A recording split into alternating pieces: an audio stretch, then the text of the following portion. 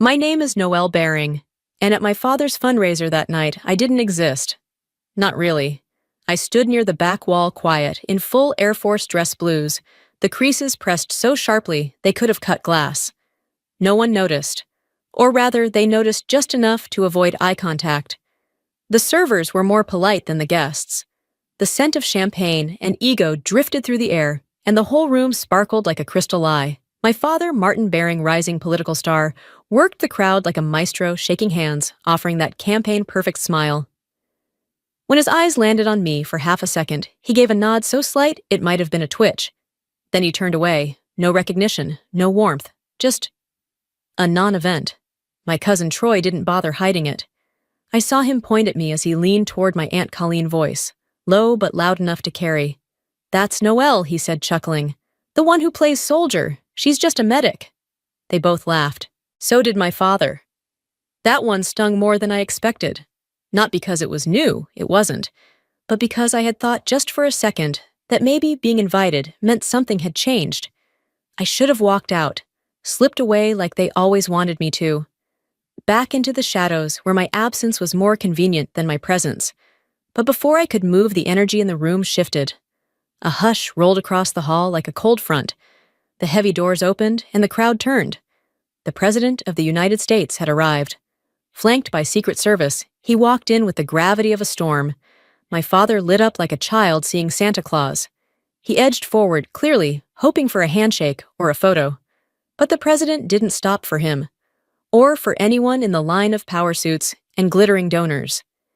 He scanned the room slow, deliberate, until his eyes found mine. There was a pause. Then he asked loud enough for everyone to hear, "Is that her? Is that Major Baring?" Every head turned. Even my father froze mid-smile. And just like that, the room finally saw me. I wasn't always invisible. Or maybe I was, and I just didn't know it yet. Growing up in the Baring household meant learning early what kind of success mattered. My brother Lucas figured it out right away. He was made for their world clean-cut, quick-witted, always knowing what to say to make adults beam with pride. I, on the other hand, was the quiet one. I didn't rebel. I just didn't fit. While Lucas recited mock trial arguments at the dinner table, I was sketching anatomy diagrams in the margins of my homework. I once brought home a science fair ribbon for designing an improvised field medic kit, and my mother barely looked up from her laptop. "That's nice, honey. Did Lucas get his internship?" By the time I was 17, I had perfected the art of disappearing in plain sight. I wasn't bitter, not then, just tired. Tired of chasing approval that was never mine to catch. So when college acceptance letters came, I did something that made my parents pause, but not in the way I hoped. I told them I wasn't going to Stanford, that I was enlisting. My father laughed, out loud. My mother looked like I'd just confessed to joining a cult. "Noelle," she said slowly, as if testing whether I was serious. "You're going to throw away your education to join the military." "As what a nurse I want to become a combat medic," I replied. "Air Force, pararescue training." My father's face hardened. "Why would you waste your potential like that? You're too smart to be a grunt." That word, grunt, it landed like a verdict. I remember standing there in the kitchen, the cold tile under my bare feet, wondering how saving lives had become something to be ashamed of. They didn't yell. They didn't disown me. They did something worse. They moved on. Lucas got a new suit for his first law firm internship. I got a pamphlet about deferred enrollment just in case I came to my senses. But I didn't. I passed selection, made it through the pipeline, and every time I was dropped into a mission zone, every time I stabilized someone under fire, I told myself this matters, even if no one back home sees it, especially if they don't. It was in that silence years of it that I learned how to hold myself up, but I'd be lying if I said I never wanted them to look. Just once, just really look. The call came on a Tuesday afternoon. I had just finished a debrief after a multi-casualty evac in Kandahar when my promotion orders came through technical sergeant.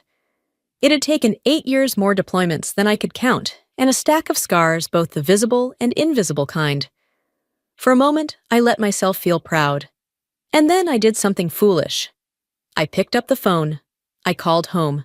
My mom answered, her voice bright and composed like always.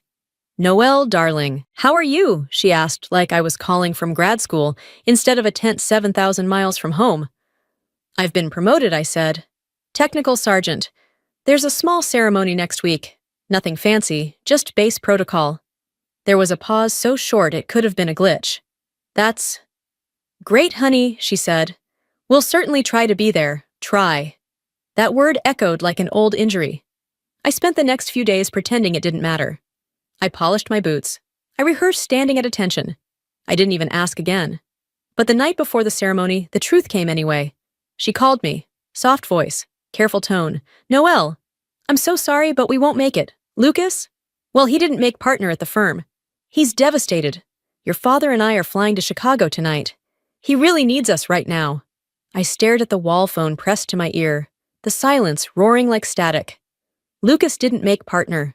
That was the emergency, not my promotion. Not the years of service, the lives saved, the mission survived. My achievement was an asterisk. A footnote they'd skim past in favor of their real investment him. My mom didn't notice the shift in my voice when I said I understand. She just thanked me for being so mature. The next morning, I stood in formation on a wind-swept tarmac, my name called by a commanding officer who knew nothing about my family, but respected everything I had done. The medal pinned to my chest felt heavier than it should have. Not because of its weight, but because no one I loved had come to carry it with me. That night, I opened an old notebook I used to keep during training. At the top of the first page, I had once scribbled a quote in shaky handwriting. "They may never clap, but you still get to dance." It wasn't enough, but it kept me standing. Because when your family builds a house where you're not welcome, you learn to become your own shelter. My father's annual fundraiser was held at the Lockwood Club, a place so pristine it felt allergic to fingerprints. Every year the same crowd arrived, lobbyists in sharp suits, socialites in tighter dresses, old money and new ambition swirling together under chandeliers imported from Vienna. And this year, for some reason still unclear to me, I was invited. I almost didn't go. The invitation felt more like an obligation than a gesture of inclusion. But something in me, the same stubborn flicker that had carried me through late-night triage with broken tools and failing light, told me to show up. So I did. I arrived 15 minutes early, the way I was trained, in full dress uniform, ribbons in place, boots shined, hair tied back into the regulation twist I'd done 1,000 times. I didn't expect a red carpet. I didn't even expect a hello, but I wasn't prepared for open mockery either. From across the marble lobby, I caught Troy, the same cousin who once cried when I beat him at chess in 4th grade, leaning toward my Aunt Colleen with a crooked grin. "She looks like she's about to recite the Pledge of Allegiance," he whispered. Colleen laughed. "She still insists on wearing that uniform like it means something." Troy smirked. "She's just a medic. You'd think she saved the world or something." I stood motionless.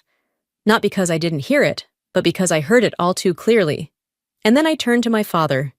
He was standing close enough to have heard every word. He glanced at me, then looked away, offering nothing more than a strained smile. Like this was all harmless, like I was being overly sensitive. That's when I felt the old ache in my ribs, the familiar hollow that had formed in my teenage years and never quite healed. I turned toward the door. I was ready to leave. I didn't need to endure this again. I had survived far worse in places where men bled for inches of dirt. But something shifted. It began as a hush, a change in the tone of the room, like the moment before thunder. The doors opened, and suddenly, every conversation died. The President of the United States walked in. He wasn't smiling, he wasn't posturing. He was moving with intent, flanked by agents shaking no hands, stopping for no cameras. I watched my father straighten his tie and step forward, his face practically glowing. But the president didn't even glance in his direction. His eyes scanned the room once, twice, then landed on me. And then, in a voice that was clear and unmistakable, he asked, "Is that her? Is that Major Bering?" Every head turned, every glass paused midair. The air left the room. I stood still. And in that moment, I wasn't the medic. I wasn't the burden. I wasn't the disappointment. I was someone worth looking at. And they all finally had no choice but to see. After the room exhaled and the whispers began, a man in a slate-gray suit approached me quietly. His steps were precise. His expression unreadable, more field operative than staffer. He introduced himself with a nod. Senior aide to the president. Major Bering, he said in a low voice. The president apologizes if that put you on the spot. He was told you were here and wanted to acknowledge your role in Operation Ilex. The name alone stopped my breath. I hadn't heard it spoken aloud since the mission debrief. Most people never would. The aide continued without waiting for a reaction. Your leadership during that recovery, under fire, with limited resources, was noted at the highest level. The asset was critical. The situation, near impossible. Your decision-making likely prevented a diplomatic disaster. He paused, then added almost gently, the president would like to present you with the Distinguished Service Cross. There will be a private ceremony at the White House next week. Just a few key people, if you're willing. My pulse settled into a cold, quiet rhythm. It wasn't adrenaline, it was something sharper. I nodded slowly. I'd be honored, I said. My voice didn't shake. He began to turn away, but I stopped him with one question. Would it be possible? I let the silence sit a moment. Would it be possible for my family to attend? He blinked. Your family? I gave a measured smile. They've been so supportive. I think it would mean a lot. To them. The lie came easily. The aide studied me, just for a second, like he was trying to see behind the calm surface. But then he nodded. We'll make the arrangements. When he walked away, I stood still, not triumphant, not vengeful, just clear. I didn't want them there to impress them, or punish them. I wanted them there because some truths are so vast, so undeniable, they have to be witnessed. And because nothing cuts through a narrative like reality in uniform. So I sent the invitation, one each, to my father, my mother, my brother Lucas, and yes, my cousin Troy. The same people who laughed. The same people who said I was just a medic. Let them see what that meant. Up close. In a room where no one could talk over it, spin it, or pretend it never happened. The West Wing doesn't feel like history from the outside. It feels quiet, almost unassuming. But the moment you step through those doors, everything changes. The room they let us into wasn't large, but it had weight, mahogany panels, a seal inlaid into the floor, portraits lining the walls, presidents' generals' faces etched with decisions that changed lives. My family entered behind me, one by one. My father wore a navy suit 2 shades darker than his campaign posters. He glanced around with a detached curiosity, as if trying to appraise the room like a real estate listing. My mother clutched her handbag too tightly, her movements small and nervous. Lucas stood with the practiced posture of a man used to dominating boardrooms. And Troy looked like someone had just told him they canceled happy hour. None of them knew why they were really here. I hadn't told them about the award. I hadn't told them anything at all. They assumed I imagined that I had pulled some strings, maybe leveraged a contact. Maybe I was still seeking approval. Let them assume. A staff member asked us to stand. The doors opened. The president walked in, followed by 2 senior officers, one from the Joint Chiefs, the other in full service dress. And for the first time since childhood, my father didn't look like he was in control of the room. The president didn't stop to greet anyone. He walked straight to me, took my hand, then placed the other on my shoulder and said, Major Bering, thank you for coming. I've wanted to do this for a long time. He turned to face my family. I asked them to be here today, he said, because it's important they understand exactly who you are. And then he told the story. Operation Ilex. A downed helicopter in hostile terrain. A CIA field agent critically wounded. No radio contact for hours. And me low on supplies, pinned down injured. He described how I stabilized the agent using only a flashlight and a field kit. How I coordinated air support on a damaged comms unit while holding off a local militia for 6 hours. He described how I refused extraction until the asset was airborne and safe. When he said my name, full rank and title, it rang through the room like a verdict. Major Bering is not just a medic, he said. She is one of the finest examples of courage and resolve our military has ever seen. This nation owes her a debt. Then he stepped forward, opened a small velvet box, and pinned the Distinguished Service Cross on my chest. The metal was heavy, but not as heavy as the silence. I didn't look at the president. I looked at them. My father, whose mouth was half open, my mother pale, Lucas fidgeting like his tie was suddenly too tight, and Troy, hands clenched at his sides, unable to look directly at me. The president nodded. Major, would you like to say something? I took a breath, turned toward the row of stunned faces, and said simply, I was just doing my job, sir. That was all, but it shattered the last illusion they had left. Because for years they'd dismissed what I did as small, peripheral, not worth applause, and now, in the most powerful room in the country, they were forced to listen to watch as the truth stood before them with ribbons on her chest. They had spent a lifetime trying not to see me. Now they couldn't look away. The car ride back from the White House was the quietest hour of my life. No one spoke. The silence was thick, almost tactile, like the air itself was too ashamed to move. I sat in the passenger seat of my father's black town car, staring out the window as the city blurred past in streaks of gray and gold. It was my mother who finally broke. Her voice was light, too rehearsed. We're so proud of you, Noelle. She paused, waiting for something. I didn't respond. My father cleared his throat. That was remarkable. Absolutely remarkable. Lucas didn't say a word. Neither did Troy. Their words weren't apologies. They were lifeboats' flimsy, last-minute attempts to stay afloat in a reality they never expected. But the tide had already gone out, and I wasn't standing on their shore anymore. When I got back to the base the next day, there was a small envelope tucked into my locker. Inside was a handwritten note from the president's aide thanking me again for my service. Below the signature was one sentence. For what it's worth, they looked shaken. I folded it once, then tucked it into the back of my journal. 3 days later, my mother called. Her voice was syrupy sweet, like she'd just decided none of it was real. Your father and I were talking, she said.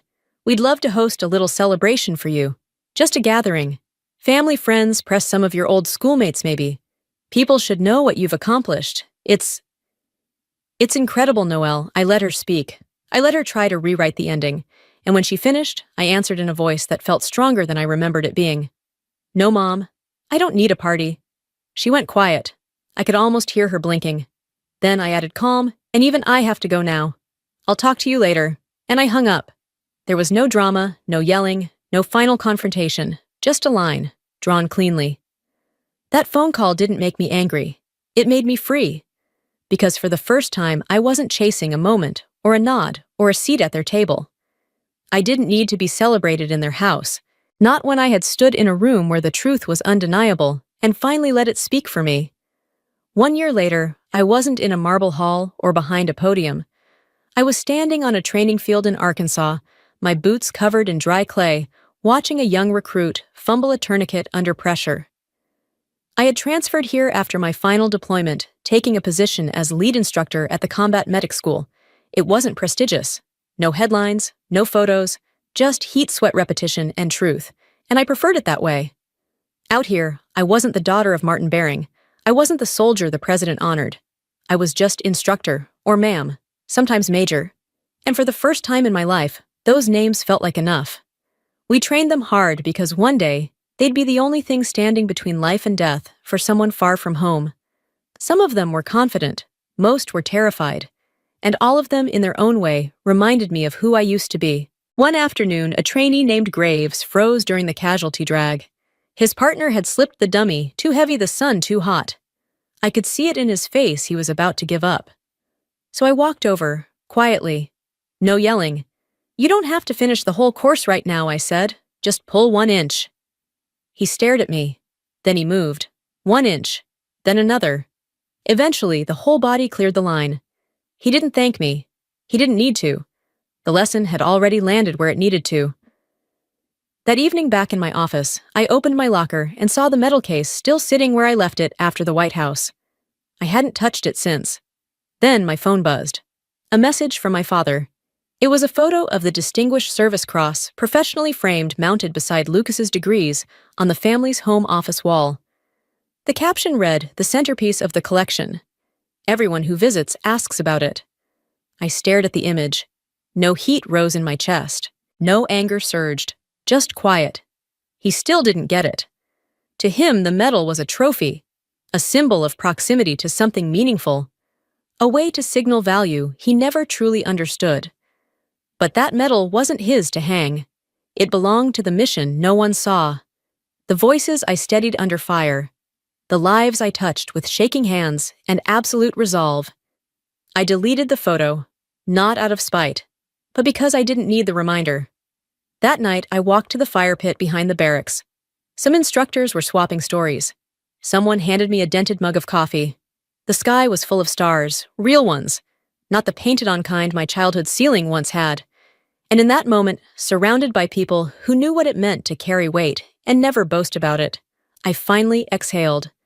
They had called me just a medic. But here, in this quiet corner of the world, where truth didn't need framing, that was more than enough.